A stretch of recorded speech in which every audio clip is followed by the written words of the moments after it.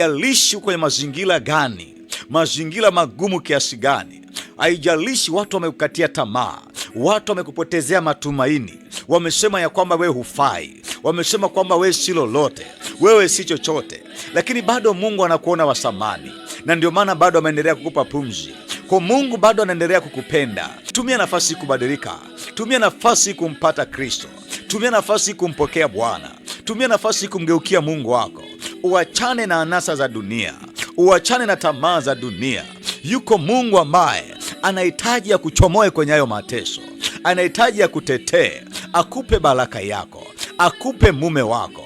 Uachane na mambo mengine ya kidunia, akupe ndoa yako. Mungu anataka akupe heshima yako, maana ukiwa ndani ya Kristo, aliyekuwa ndani ya Bwana, tulio ndani ya Kristo, Bwana anabadilisha historia yako. Unapoingia ndani ya Kristo, Bwana anabadilisha historia yako, anabadilisha historia yako, anaifuta historia ya nyuma, anaandika historia mpya.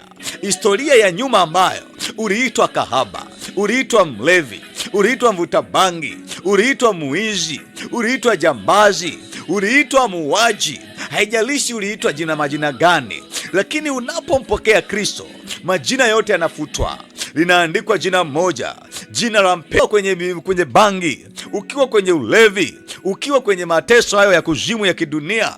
Hakuna mtu anakuamini, hakuna mtu anakuelewa, hakuna mtu anaweza kukuelewa.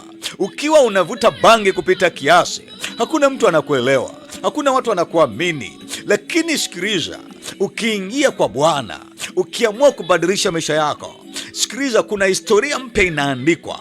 Historia za zamani zinafutwa, historia za kuitwa ufai, za kuitwa mvuta bangi, za kuitwa mlevi, za kuitwa muizi zinafutwa. Bwana anatengeneza.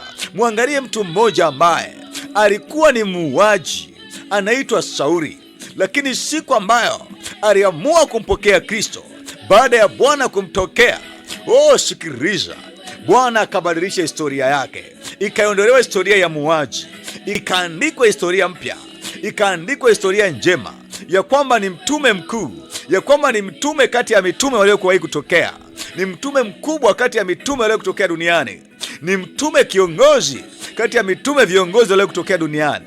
Huwezi kumwacha hapo, huwezi kumwacha Paulo, huwezi kumwacha Sauli, huwezi kumwacha. Bwana alibadilisha historia yake, alibadilisha historia yake, alibadilisha historia yake, alitengeneza historia yake, aliifinyanga. Ingia kwa Yesu leo, Mungu afinyange historia yako. Bwana